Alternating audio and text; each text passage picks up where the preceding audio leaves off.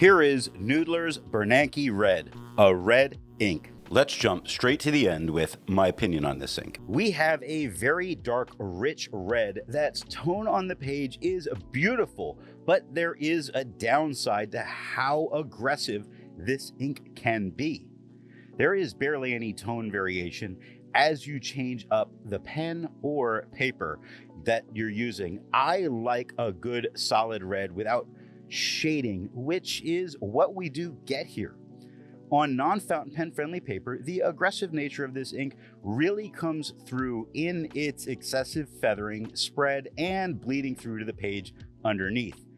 This is really formulated for left-handed writers as it dries on the page very quickly to avoid smearing.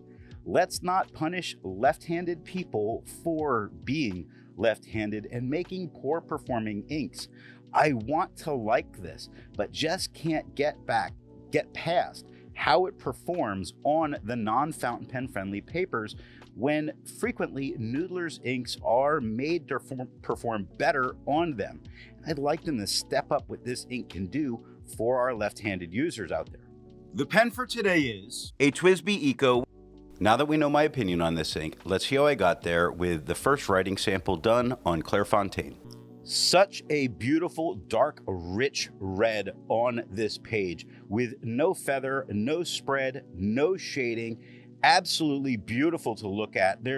As a tone on the page, there is nothing anybody could say bad about it other than that it's red if they really do hate red inks.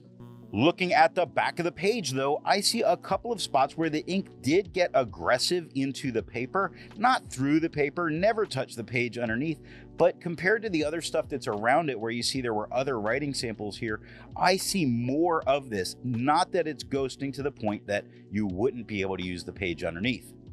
Let's take a look at some other inks from the same manufacturer. Here is Noodler's number 41.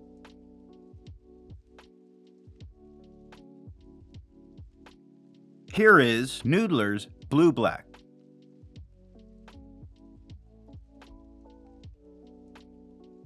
Here is Noodler's Dark Matter.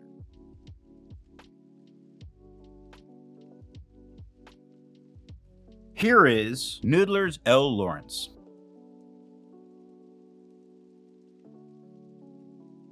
The next writing sample is done in a Portage Reporter's Notebook. We have the same tone as the Clairfontaine. Outstanding. It is not feathering, it is not spreading, it is not shading. It is doing everything that you would want a good solid red. This is a beautiful dark red. This paper combination really is a standout combination here. Hands down, no shading. Oh my God, it's nice. Looking at the back of the page between the wiggling fingers, we can see this ink gets very deep into this paper. You probably cannot write back here because you may start to destroy both sides. A lot of ghosting, but nothing bled through touching the page underneath. There's a lot to learn by doing multiple chromatographies. The one on the left is immediately put into water for 10 to 15 seconds. The one on the right, marked with a D, is let dry for 10 minutes before putting into water. The next writing sample is done on a national brand Steno notebook. Unaffected by the tone of the paper, this is the same color as the Clairfontaine, really showing that this is a very opaque ink. Now, it does feather, of which you can see quite a bit of which on the first line. Serious trouble could be had looking at serious trouble on the third line. I don't think the feathering that goes on here is really out of control compared to what we may see later on. I do think the fact that this paper doesn't feather very often for inks is a little troublesome here. Now, there is a tiny bit of spread going on, which again is not a normal for this paper, but does seem to be happening. It's not shading though, it's keeping a great solid red performance.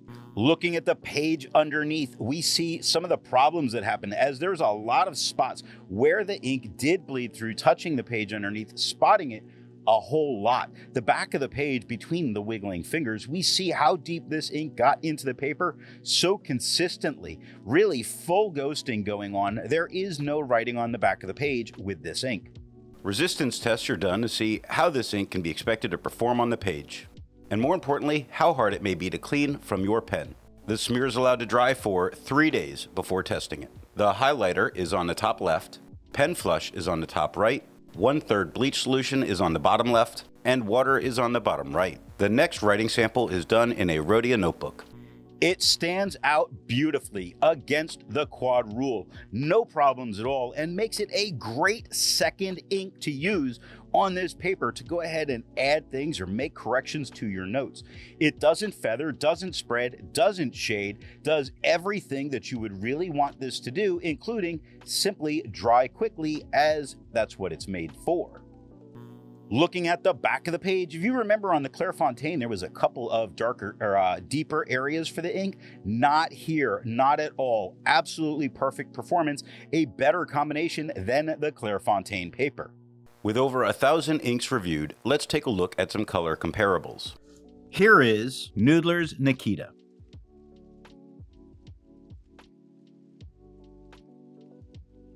Here is Noodler's Park Red.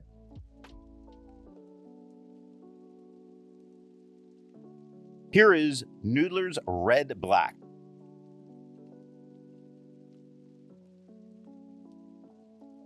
Here is Noodler's Red.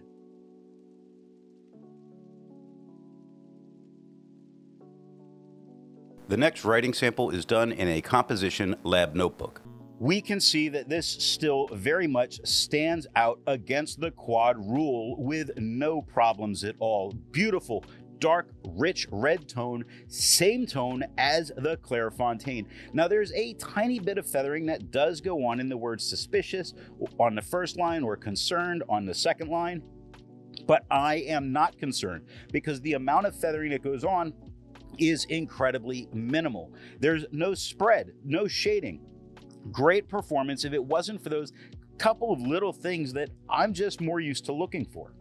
Looking at the back of the page between the wiggling fingers, we can see that we're not having any kind of problem as a combination. So while some of the non-fountain pen friendly papers didn't do as well, this could be great for students, which is a great combination with a fast drying ink. So good right here. While it's nice to see ink in the same color family, I prefer to see ink to complement the color on the page. Here is Noodler's 54th Massachusetts. Here is Noodler's Lexington Gray.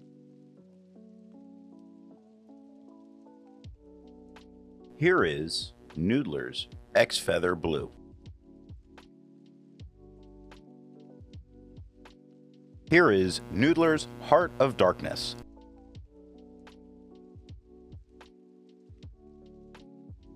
The last writing sample is done on 20-pound copy paper.